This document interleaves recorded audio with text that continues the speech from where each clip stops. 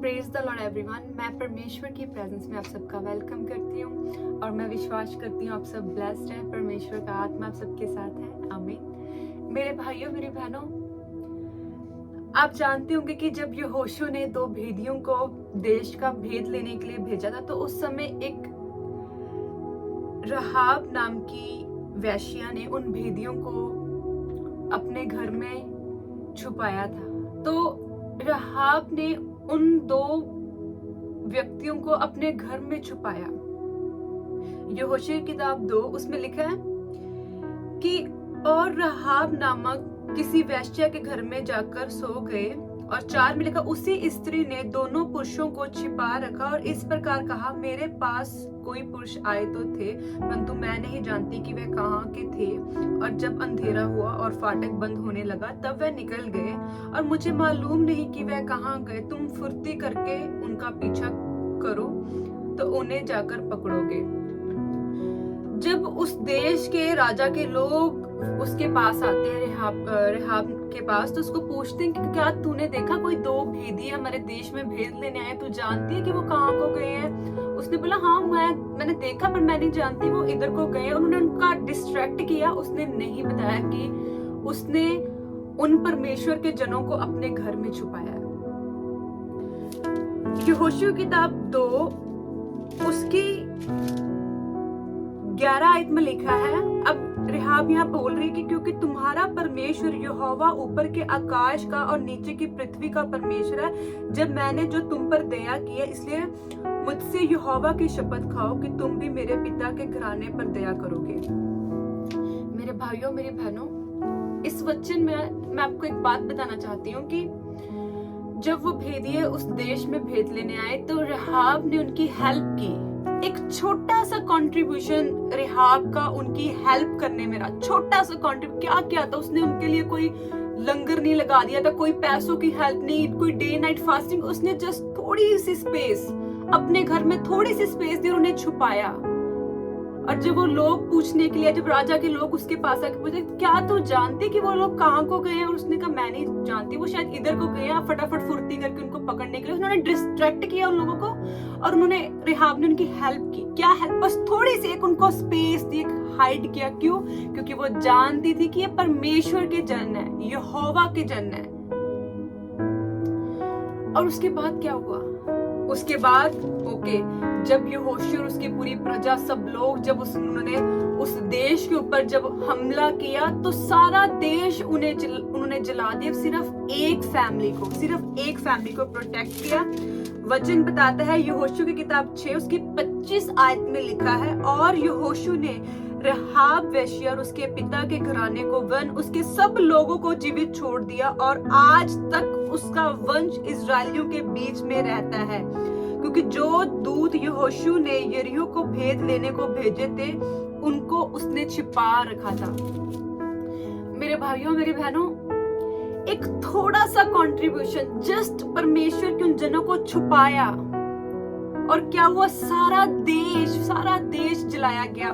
सिर्फ और सिर्फ रेहाब की फैमिली, उसके पिता के घराने को वन उसके सब लोगों को जीवित छोड़ दिया गया।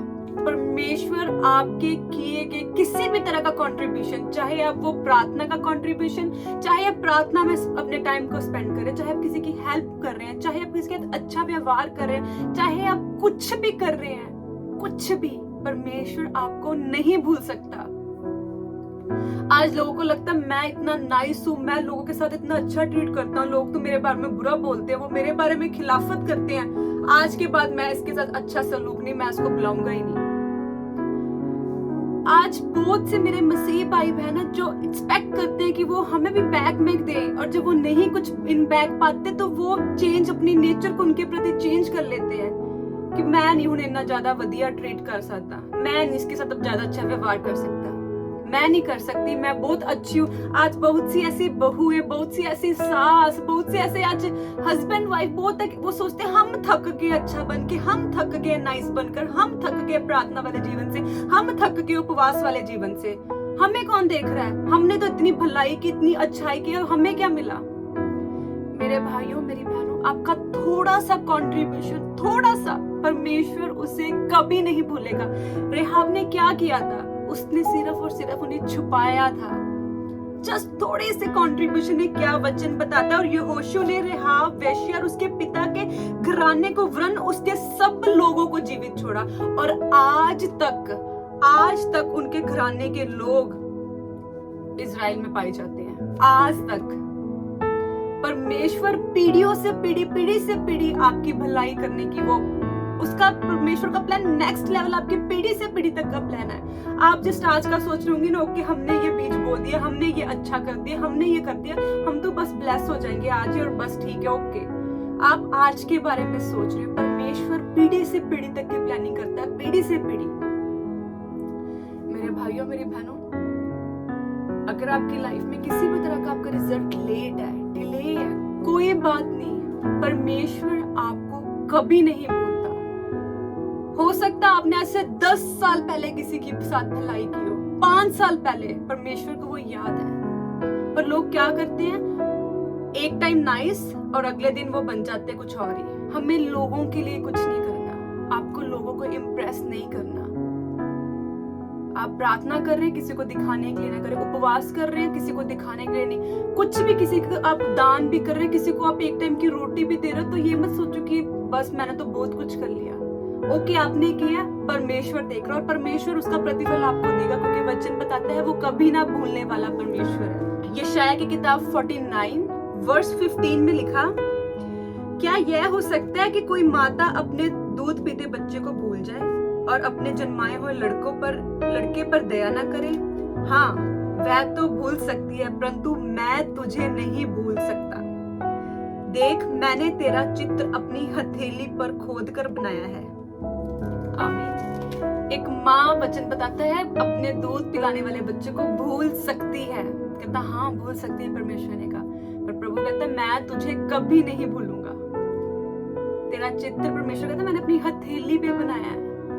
आप कुछ भी करते हो, किसी के साथ भलाई करते हो, कुछ बेस्ट अपनी लाइफ में आप बो रहे हो, तो ये मत सोचना कि मैंने आज बोए तो मुझे आज रिजल्ट मिल जाएगा, या मेरी लाइफ में तो मैं तो सबके साथ अच्छा करता हूँ तो मेरे साथ कभी अच्छा होता ही नहीं है। डोंट वरी, परमेश्वर आपको देख रहा है और आप बेस्ट काटेंगे, बेस्ट से भी सुपर ब्लेस्ड आप काटेंगे। मेरा ये विश्वास है कि वैश्या थी रेहाब एक, पर उसने एक थोड़ा सी कंट्रीब्यूशन परमेश्वर के जनों के लिए, थोड़ा सा उसने छुपाया, थोड़ी सी परमेश्वर के जनों की हेल्प की, उनको छिपाई रखा और उसने क्या काटा, आज तक उसका वंश जीवित है। आज तक परमेश्वर कभी ना भूलने वाला परमेश्वर है। आपके इतने को भी परमेश्वर याद रखता है, इतने। और सोचो आप तो इतना बेस्ट बोल रहे हो, इतना बेस्ट बोल, तो वो परमेश्वर आपको कैसे भूल जाएगा?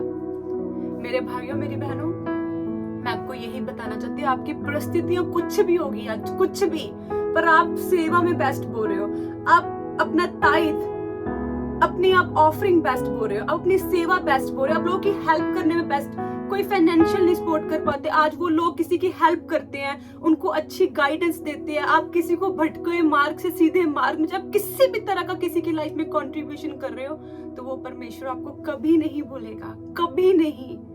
आपका थोड़ा सा कंट्रीब्यूशन आप अपनी फैमिली में, अपनी लाइफ में आप देखेंगे, उस ब्लेसिंग्स को आप काटेंगे, उस बोए हुए बीज को आप सुपर डुपर मल्टीपल ब्लेसिंग्स के साथ काटेंगे, क्योंकि वो परमेश्वर है जिसने आपका चित्र अपनी हथेली में बनाया, तो वो आपको कैसे भूल सकता है?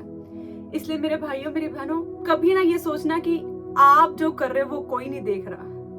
आप जो कर रहे हो, चाहे वो अच्छा हो चाहे वो बुरा, वो परमेश्वर देख रहा है, क्योंकि आप उसकी हथेली में, आपकी फोटो परमेश्वर एवरी टाइम आपको देख रहा होगा। जब भी वो अपने हाथों, तो आप एवरी टाइम परमेश्वर के हाथों में हो। यशायाह 49 वर्स 16 में लिखा कि देख, मैंने तेरा चरित्र अपनी हथेली पर खोद कर बनाया है। परमेश्वर ने आपको, आपकी चरित्र, आपकी फोटो को अपने हाथों पे रखा है। वो आपको कभी ना भूलने वाला परमेश्वर है, वो आपको हर टाइम याद रखता है। इसलिए मेरे भाइयों मेरी बहनों, कभी ना सोचे कि आप अच्छा कर रहे हो, आप बेस्ट कर रहे हो, आप रिजल्ट नहीं पा रहे। आप काटेंगे, बहुत जल्द काटेंगे, डिले हो रहा है, डोंट वरी, पर आप जरूर काटेंगे। रेहाब वेश्या ने कुछ नहीं किया था, जस्ट उसने एक थोड़ी सी स्पेस उन लोगों को दी और उन्हें छुपा दिया। क्यों? क्योंकि उसने कहा तुम परमेश्वर के जन हो, उसने कहा तुम यहोवा के जन हो, तो वो जानती थी और उसने उन्हें छुपाया। अगर होती तो छोड़ो जी, ये तो हमारे देश के भेद लेने आया, हम तो एंट्री, चलो चलो भागो यहाँ से। अगर कोई और आज के अगर हम आत्मिक वे से ना चले तो जो आज शरीर का इंसान है वो ये और अच्छा ये तो मेरा एंटी है, मैं इसको क्यों बुलाऊं? नो, उसने हेल्प की, थोड़ा सा कंट्रीब्यूशन दिया, थोड़ा सा, और फिर क्या, उसने बेस्ट काटा। उसकी पूरी फैमिली तक ने छुपाया, सिर्फ रेहाब ने था, पर उसकी पूरी पीढ़ी को, सारी उसकी फैमिली को परमेश्वर ने प्रोटेक्ट किया, क्योंकि वजह में तू बच, तेरा घराना बचाया जाएगा। आपका परमेश्वर आपको कभी नहीं भूलने वाला। हमारा खुदा बेस्ट है, वो कभी नहीं भूलने वाला परमेश्वर है।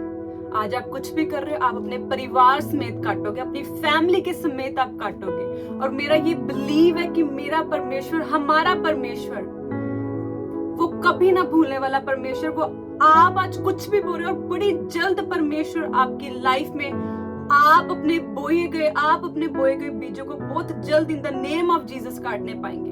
ये मेरा बिलीव, और इस वचन को सुनने के बाद मेरा विश्वास है, जो लोग डिसअपॉइंट हो रखे हैं अपनी लाइफ में, जो निराश हो रखे हैं, जो सोच रहे हैं कि हम बेस्ट कर रहे हैं, हम क्यों नहीं अपनी लाइफ में रिजल्ट को पा रहे, मेरा ये विश्वास है ये वचन आज उनसे बात करेगा और उनका फेथ और स्ट्रांग होगा।